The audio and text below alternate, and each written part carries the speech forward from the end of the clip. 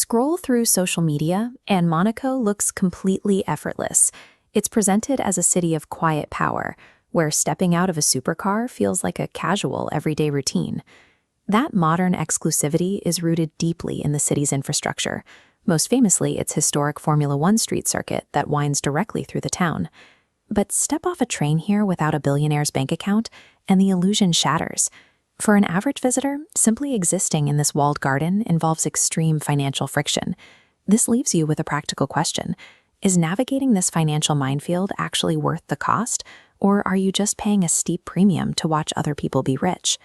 Looking at this matrix, the gap between the online promise and the physical reality becomes obvious. The perception is all supercars and exclusivity, while the reality of a visit includes minimum nightly stays costing upwards of 12,000 rupees and basic lemonades priced at 30 euros. Anyone planning a trip faces a rigid set of options.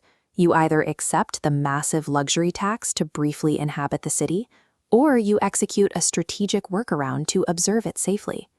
To figure out how to handle Monaco, you have to understand that the city treats different tiers of wealth entirely differently. We can break the city down by looking at it through three distinct user lenses: the resident, the luxury tourist, and the strategic day tripper. For each one, we'll evaluate exactly what it costs in time and money and what actual experience you get in return. By the end of this breakdown, you'll know exactly which tier you belong in and how to optimize your interaction with the wealthiest country. Let's start with Tier 1, official residency. This is the baseline audience Monaco is engineered to serve. This checklist shows exactly what it takes to join. The initial entry fee is a mandatory $500,000 liquid bank deposit. And that's before the second requirement, securing local real estate, which generally means spending around $5 million to buy a one-room apartment. For that $5 million, you aren't getting sprawling estates. You are buying into incredibly dense housing stacked tightly along the coastal cliffs. The return on that steep investment is very specific, operating your life inside a zero-income tax haven. The secondary return is unparalleled proximity. Living here means daily access to other ultra-high net worth individuals, dealing and networking inches away on the marina. These residents aren't overpaying for housing. They are paying a calculated cover charge for massive tax benefits and elite access. That brings us to Tier 2, the overnight luxury tourist. This is the path for visitors who want to temporarily sample that authentic lifestyle. Returning to our tiers, the absolute minimum to sleep within city limits is $150 for a bare-bones room. Once inside, daily friction costs pile up fast. 30 euros for a lemonade, or a 19 euro fee to walk onto the casino floor.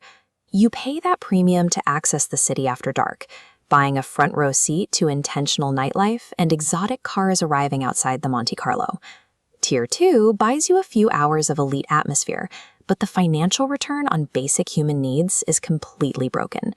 If you're on a strict budget, trying to live like a resident for a weekend is a trap.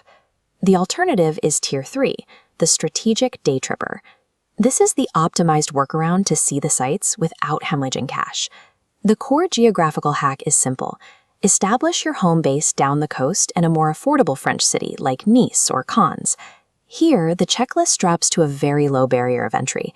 You invest in a 20-minute train commute and pack your own provisions. You execute micro-hacks to bypass the local economy entirely. Instead of buying expensive roaming data, you link directly into Monaco's free 2 GB public Wi-Fi network. The payoff is high. You gain total access to the famous daytime infrastructure, the cliffside views, and the royal architecture for practically zero extra cost. But there is a trade-off. You completely miss the quiet power of the nighttime vibe. By sunset, you have to catch a train back, reducing the visit to a quick, transient checklist. The day trip strategy completely neutralizes Monaco's financial hostility. You avoid the trap, but you strip away the illusion that you actually belong to the club. Ultimately, a successful trip here depends entirely on aligning your specific goal with the correct tier. This flowchart maps your best move based on your primary objective. If your goal is macroeconomic advantages and high net worth networking, the math supports investing the $5.5 million to establish residency. If you want to experience the authentic, quiet power and exclusive nightlife, you have to accept the poor financial return and pay the premium for an overnight stay. And if you just want to observe the cars and the famous F1 circuit without damaging your bank account, you base yourself in Nice or Cannes. The definitive rule is clear. If you are a budget-conscious traveler, do not try to sleep in Monaco. The constant friction of basic expenses will ruin the experience. Monaco doesn't try to impress tourists.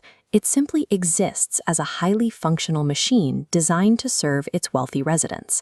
Approach it not as a standard vacation spot, but as an exclusive club,